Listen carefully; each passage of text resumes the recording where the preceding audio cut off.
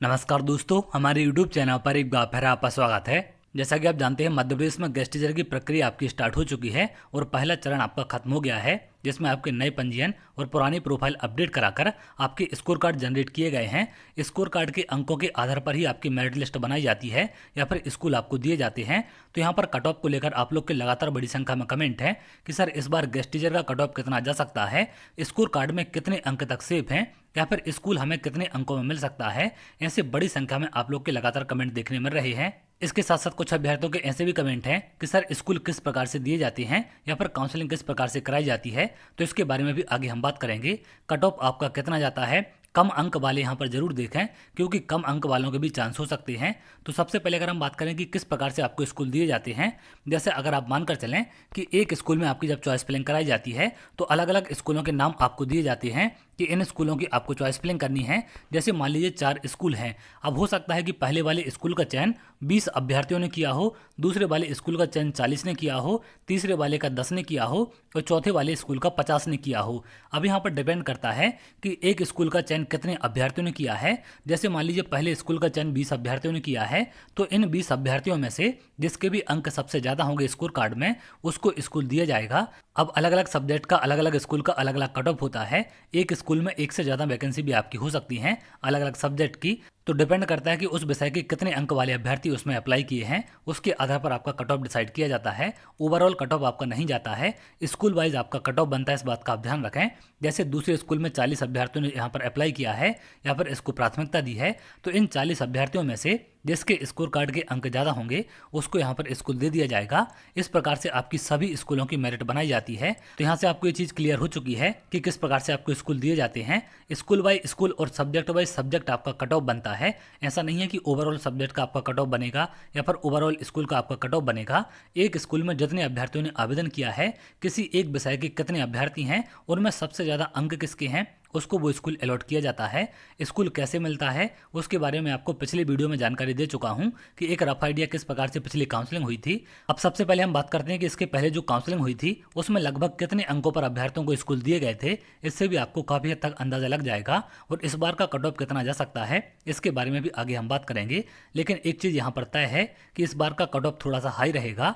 अब यहाँ पर आप लोग का कमेंट हो सकता है कि आखिर कट ऑफ हाई क्यों जाएगा।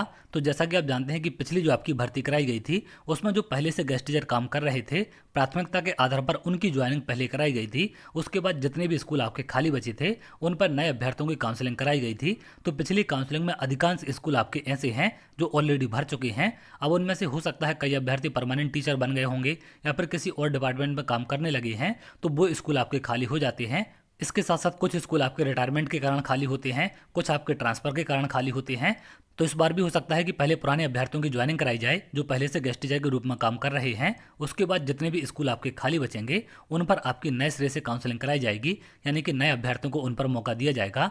इसलिए यहाँ पर संभावना है कि कट ऑफ थोड़ा सा आपका हाई हो सकता है क्योंकि अभ्यर्थियों की संख्या काफ़ी ज़्यादा है और स्कूल काफ़ी आपके कम बचे हैं। अब अगर हम बात करें कि पिछली काउंसलिंग में आपके लगभग कितने अंकों पर स्कूल मिल जाते थे और इस बार आपके कितने अंकों पर स्कूल मिलेंगे, तो पिछली काउंसलिंग के बारे में पहले हम बात करते हैं, उसके बाद इस बार के कट ऑफ के बारे में हम बात करेंगे। तो जैसा कि यहाँ पर आप देख रहे हैं, ये पिछली बार जो आपकी काउंसलिंग कराई गई थी, पुरानी काउंसलिंग के यहाँ पर रिजल्ट हैं।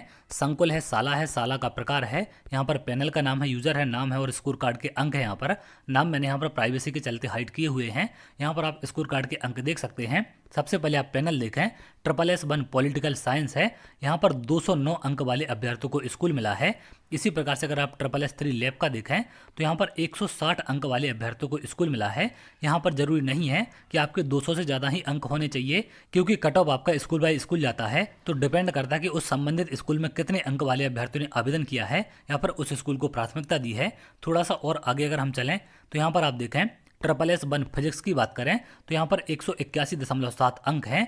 अब यहाँ पर आपके जरूरी नहीं है कि आप टेट क्वालिफाई हों तभी आपको स्कूल मिलेंगे। प्रत्येक स्कूल का अलग अलग आपका कट ऑफ रहेगा। यहाँ पर आप संस्कृत का देखें 204.9 अंकों पर इनको स्कूल मिला है।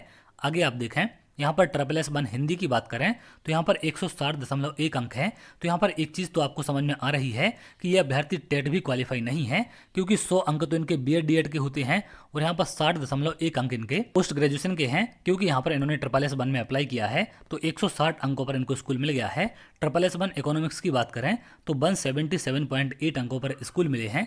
तो यहाँ पर आप देख सकते हैं। आगे चलें तो यहाँ पर आप देखें SSS1 हिंदी में यहाँ पर 219 अंकों पर स्कूल मिला है और यहाँ पर आपने देखा होगा SSS1 हिंदी में मात्र 160 पर मिल गया है।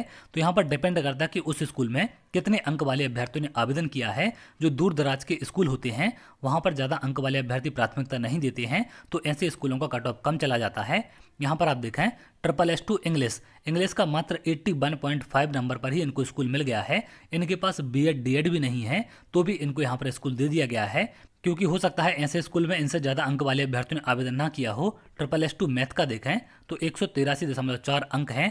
थोड़ा सा और आगे चलें, यहाँ पर आप इंग्लिश का देखें 76.5 नंबर हैं। तो काफ़ी कम कट ऑफ आपका इंग्लिश का ही जाता है, क्योंकि इंग्लिश की ज़्यादा वैकेंसी होती हैं और काफ़ी कम अभ्यर्थी होते हैं। तो इंग्लिश वाले अभ्यर्थियों के कम अंकों पर बिल्कुल चांस है। मैथ की अगर हम बात करें तो यहाँ पर आप देखें 209 अंकों पर स्कूल मिला है। SSS3 की बात करें तो यहाँ पर 223 अंकों पर स्कूल मिला है। SSS2 सोशल साइंस की बात करें तो 198.5 अंक हैं। और आगे आप देखें, यहाँ पर आप देख पाएंगे SSS2 इंग्लिश का 81.7 नंबर हैं और यहाँ पर अलग अलग सब्जेक्ट के आप स्कोर कार्ड देख सकते हैं। थोड़ा सा और आगे आए तो यहाँ पर आप SSS2 इंग्लिश का देखें मात्र 63.2 नंबर पर इनको स्कूल मिल गया है। और यहाँ पर ऊपर आप SSS2 मैथ का देखें तो 162 अंकों पर स्कूल मिला है।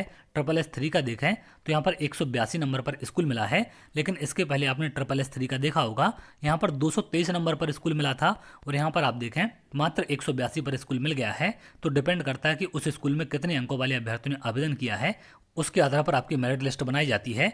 अब अगर हम बात करें इस बार के कट ऑफ के बारे में कि इस बार लगभग कितना कट ऑफ आपका जा सकता है, तो देखिए बड़ी संख्या में आपके BEd DEd वाले अभ्यर्थी हैं और काफ़ी कम पोस्ट होने के चलते ऐसे अभ्यर्थियों को प्राथमिकता मिलने वाली है। यहाँ पर ऐसे अभ्यर्थियों का चयन होने वाला है जिनके पास लगभग ये सारी चीज़ें हैं। BEd DEd की बात करें तो जिनके पास भी BEd DEd है उनको 100 अंक दिए जाते हैं, चाहे आपके कितने भी परसेंटेज हों, इससे कोई भी फर्क नहीं पड़ता है। अगर हम MP टेट की बात करें तो आप वर्ग 1, वर्ग 2, वर्ग 3 में से जो भी क्वालिफाई हैं उसके 30 अंक आपको दिए जाते हैं। कितने अंक है उससे कोई भी फर्क नहीं पड़ता है। लेकिन अगर हम बात करें 12th की, ग्रेजुएशन की या फिर पोस्ट ग्रेजुएशन की, तो इसमें बिल्कुल परसेंटेज के अंकों से आपका फर्क पड़ता है, क्योंकि जितने परसेंट आपके होते हैं उतने ही अंक यहाँ पर आपको दिए जाते हैं। BEd DEd और MP टेट के अंक आपके फिक्स हैं, इनमें कोई भी फेरबदल आपका नहीं होता है।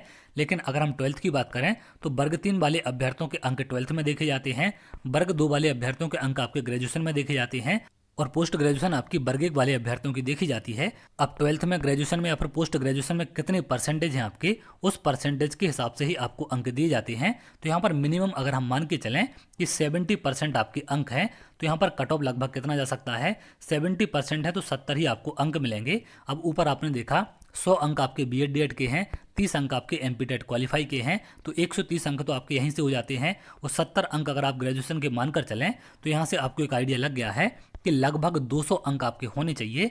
तो 200 अंक के आसपास अगर आपके अंक हैं तो आप उम्मीद रख सकते हैं। लेकिन जरूरी नहीं है कि सभी जगह पर ऐसे ही स्कूल होंगे जहाँ पर MP टेट क्वालिफाई वाले होंगे या फिर BEd DEd वाले होंगे, तो कम अंकों पर भी आपका चयन हो सकता है। जैसा कि आपको मैंने यहाँ पर रिजल्ट में बताया, इस प्रकार से कुछ स्कूल भी मिल जाती है आपको जहाँ पर कम अंकों पर भी आपका चयन हो जाता है। तो आप लोग अभी उम्मीद ना तोड़ें, कम अंक होने पर भी आपके स्कूल के चांस हो सकते हैं और ज़्यादा अंक होने पर भी आपको स्कूल नहीं मिल सकते हैं। ये डिपेंड करता है कि कितने अभ्यर्थियों ने आपके स्कूल को प्राथमिकता दी है।